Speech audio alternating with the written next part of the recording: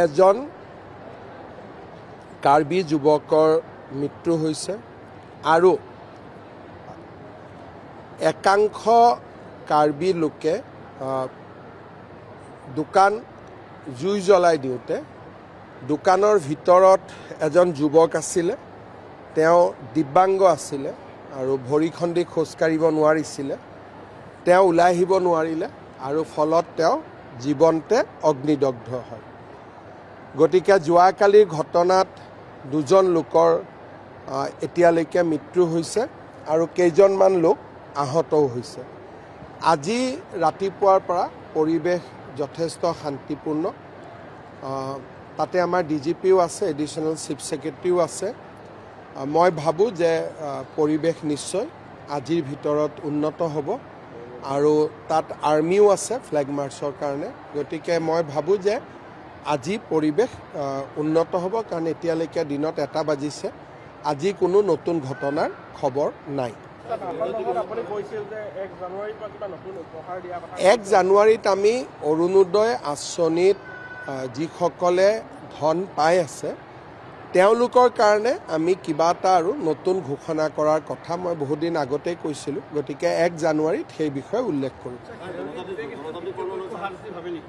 চাওক, যিহেতু ইলেকশ্যন আহি আছে, অলপ 2-4টা জেগাত এনেকুৱা বিক্ষিপ্ত ঘটনা হ'ব বুলি আগৰে পৰা আমি অনুমান কৰিছিলোঁ আৰু বিশেষকৈ ডিচেম্বৰ আৰু জানুৱাৰী মাহটো আমি সতৰ্কতাৰে আগবাঢ়িব লাগিব। ইয়াত আৰু তৃতীয় পক্ষ, চতুৰ্থ পক্ষ এইবিলাক মই ক'ব খোজা নাই, কিন্তু এটাই কথা যে কোনেও শান্তিপূৰ্ণ আন্দোলনৰ কথা বেলেগ, হিংসাৰ জৰিয়তে সমস্যাৰ সমাধান নহয়। খেৰণীত কাৰ্বি ৰাইজে যিটো দাবী কৰিছে, একাংশ কাৰ্বি ৰাইজে, যে VGR PGRত থকা মানুহখিনিক উচ্ছেদ কৰি দিয়ক। গুৱাহাটী উচ্চ ন্যায়ালয়ৰ স্থগিতাদেশ আছে। কোৰ্টক বাদ দিটো কোনেও কাম কৰিব নোৱাৰে। যদি মই কিবা এটা কৰিব যাওঁ, মোৰ ওপৰতে কণ্টেম্প অফ কোৰ্ট হ'ব।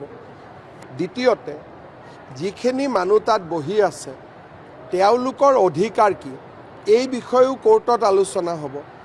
আনকি আমি ফৰেষ্টৰ পৰা যিমানবোৰ আজিলৈকে এভিকশ্যন কৰিছোঁ, হাইকোৰ্ট, সুপ্ৰিম কোৰ্ট 2-3বাৰকৈ কেছ খেলাৰ পিছতহে, কোৰ্টে হাঁ বুলি কোৱাৰ পিছতহে আমি এভিকশ্যন কৰিছোঁ।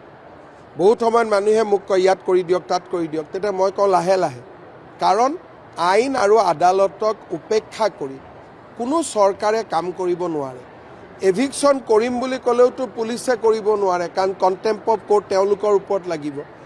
এই কথাখিনি কিয় বুজি পোৱা নাই বা বুজাৰ চেষ্টা হোৱা নাই, সেই বিষয়ে মই অপাৰক ক'বৰ কাৰণে।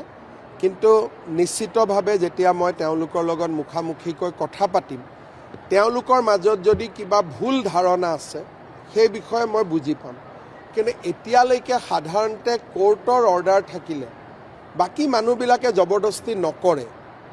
এই যোৱা 2 দিনত হোৱা ঘটনাটো আমি চাব লাগিব, কিন্তু এতিয়া পৰিস্থিতি শান্তি হওক, তাৰ পিছত বিষয়টো সম্পৰ্কে আমি পৰীক্ষা কৰিম।